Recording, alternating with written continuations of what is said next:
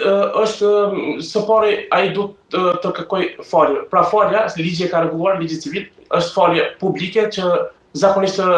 falja e tij duhet të bëhet nëpërmjet televizioneve publike, që është televizion shtetëror, si RTF-ja, por edhe televizione private si tek ju. Më pastaj ai falje duhet të jetë vullnetare, duhet të jetë falje e vërtet asaj atyre familjeve që i ka shkaktuar. Dhe pjesa pika e dytë është baza e kompenzimit të satisfaksionit moral dhe material të familjeve, sepse familjet gjithmonë pasi kanë humbur anëtarë të tyre të familjeve,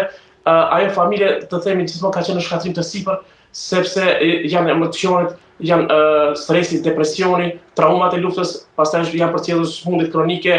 kanceret, gjëra tjera që gjithmonë janë lidhur me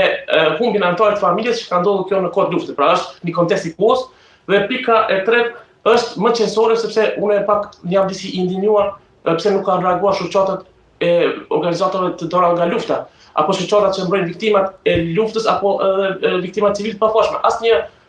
reagim zyrtar nuk ka dalur nga dikush ta dënojë këtë gjuhë apo të merr një mekanizëm ligjor që të përsidojë çështjen dhe të kërkon nga gjykata që të penalizohet zoti Dimar Basha, gjë që unë kam bërë dhe unë jam i kënaqur dhe jam krenar që e bëj këtë, sepse unë nuk pres nga organizatat, sepse unë pavarësisht gjithash kam përfaqësuar këtë familje dhe llogaritni